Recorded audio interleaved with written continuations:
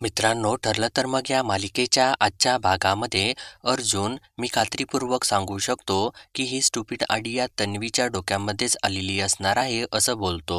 तर तेव्हा मात्र तन्वी त्या गोष्टीचा विरोध करू लागते आणि तेव्हा अर्जुन आपला आवाज वाढवतो आणि प्रताप बोलल्यानंतर, "अर्जुन, तुम्ही तुमच्या मुलाचं दुसरं लग्न लावायला निघालेला आहे आणि मी गप्प बसू का?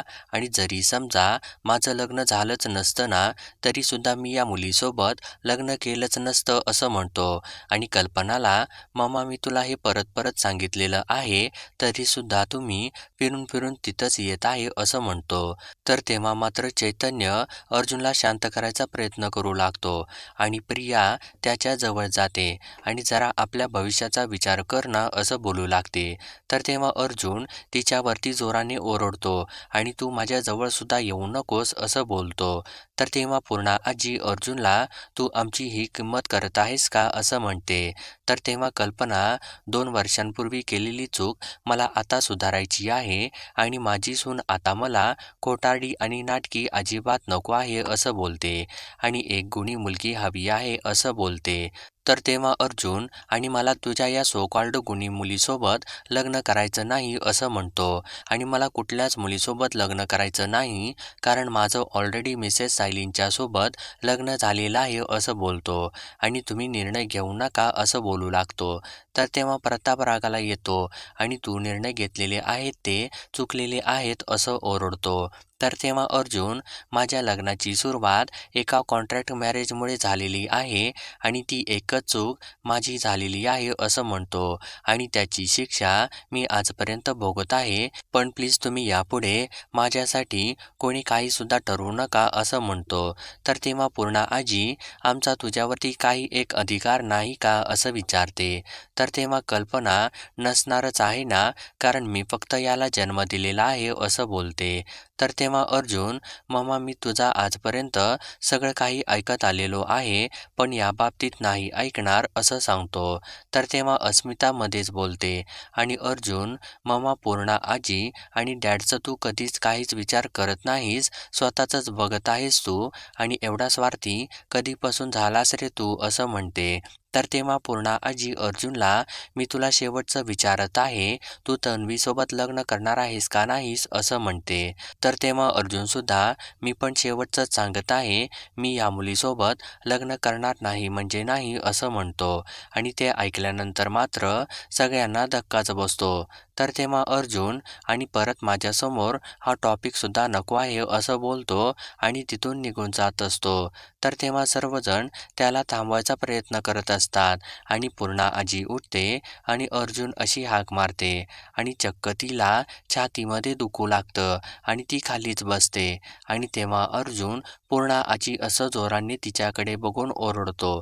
तर तेव्हा सर्वजण पूर्णा आजीकडे धक्क्याने बघू लागतात आणि तिच्याजवळ जाऊन तिला सावरू लागतात आणि त्यानंतर मात्र पूर्णा आजीला अश्विन हॉस्पिटलमध्ये ॲडमिट करतो आणि तेव्हा सर्वजण खूपच घाबरलेले असतात. तर इकडे बाहेर हॉस्पिटलमध्ये प्रताप अश्विनला काय झालेलं आहे पूर्णा आजीला असं विचारतो. तर तेव्हा अश्विन, "तुम्ही काही काळजी नका करू, तिला इथं चांगली ट्रीटमेंट मिळेल" असं सांगतो. इतक्यात डॉक्टर बाहेर येतात. तर तेव्हा अश्विन त्यांना विचारतो.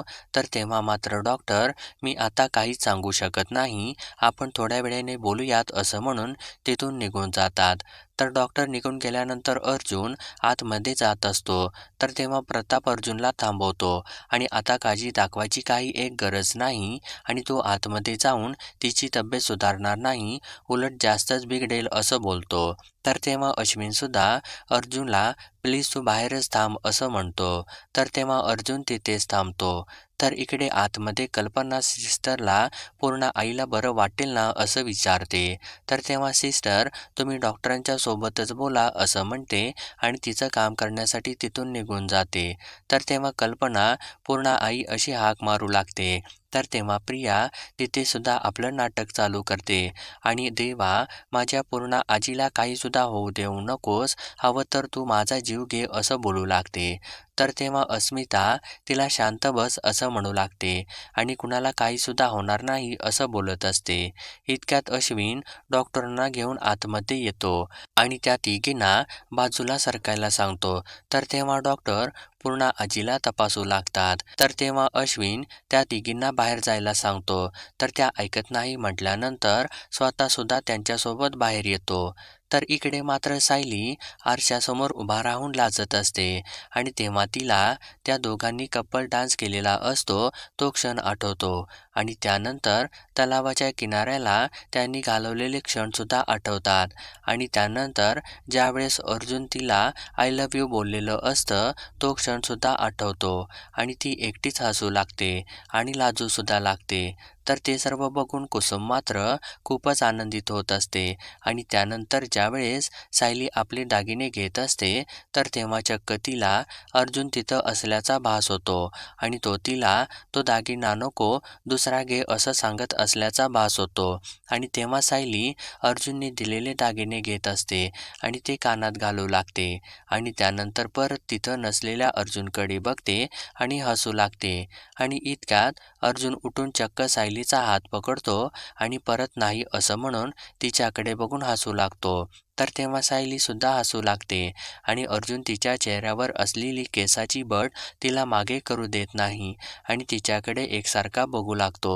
तर तेव्हा सायली लाजून तिथून जात असते तर तेव्हा अर्जुन तिचा हात पकडतो. तर तेव्हा सायली मागे न बघता "अहो सोडा ना हात" असं बोलत असते आणि चक्क तेव्हा कुसुमने तिचा हात पकडलेला असतो आणि "काय बोलत आहेस तू हे" असं ती बोलू लागते आणि तेव्हा सायलीसुद्धा हसू लागते आणि कुसुमताई मला सतत यांचेच भास होत आहेत असं म्हणते आणि परत परत हसू लागते. तर तेव्हा कुसुम "अगो बाई कोणीतरी पार प्रेमामध्ये वेडपिसं झालं आहे ना" असं बोलते. तर तेव्हा सायली "खरंच मला वेड लागलेलं आहे यांचं वेड" असं बोलते. तर त्यानंतर सायली आपलं मंगळसूत्र हातामध्ये धरते. तर तेव्हा तिला फकीर बाबाने बोललेले शब्द आठवू लागतात. तर तेव्हा सायली कुसुमला "काल परवापर्यंत अगदी खचल्यासारखं वाटत होतं मला आणि यांच्या नावाचं मंगळसूत्र मला परत घालता येईल का नाही अशीच भीती वाटत होती, पण आता मनामध्ये विश्वास आहे आणि आमच्या दोघांचं एकमेकांच्यावरती इतकं प्रेम आहे ना की आम्हाला कोणीसुद्धा दूर करू शकणार नाही आणि ही गाठ आता 7 जन्मासाठी बांधली गेलेली आहे" असं म्हणते आणि खूपच आनंदित होते. तर इकडे अश्विन बाहेर येतो. तर तेव्हा अर्जुन "आजी कशी आहे" असं त्याला विचारतो. तर तेव्हा अस्मिता अर्जुनवरती चिडते आणि "बास झालं तुझं आणि पूर्णा आजीला अटॅक तुझ्यामुळंच आलेला आहे आणि तू तिच्यापासून जितका लांब राहशील ना ते तिच्यासाठी चांगलंच आहे" असं म्हणते. तर तेव्हा कल्पना "तुझ्या हट्टाची शिक्षा पूर्णा आजीला भोगावी लागत आहे आणि त्या नेहमी तुझ्या आनंदाचाच विचार करतात आणि तू स्वार्थापायी आंधळा झालेला आहेस" असं बोलते आणि "तू त्यांची अवस्था अशी काय केलेली आहेस? त्यांना तुझं भविष्य चांगलं व्हावं असं वाटत होतं म्हणून का त्यांनी प्रतिमाला दिलेलं वचन पाळा असं वाटत आहे म्हणून" असं बोलते. तर तेव्हा प्रताप कल्पनाला शांत व्हायला सांगतो आणि "आपण हॉस्पिटलमध्ये आहोत ना" असं बोलतो. तर तेव्हा कल्पना "मग तुमच्या मुलाला सांगा आज त्याची आजी त्याच्यामुळे हॉस्पिटलमध्ये आहे पण याला कुठे फरक पडत आहे" असं बोलते आणि "हा तर स्वतःचा ठेका सोडायलाच तयार नाही ना आणि तुझ्या भल्याचं ठरवण्याचा आम्हाला कोणाला काही एक अधिकार नाही ना" असं बोलते.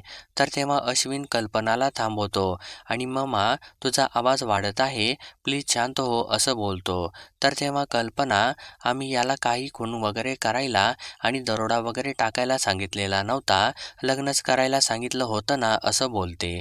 "पण हा अगदी पूर्ण आईच्या जीवावरतीच उठलेला आहे ना" असं म्हणते. तर तेव्हा अर्जुन "ममा प्लीज असं काही बोलू नकोस" असं म्हणू लागतो.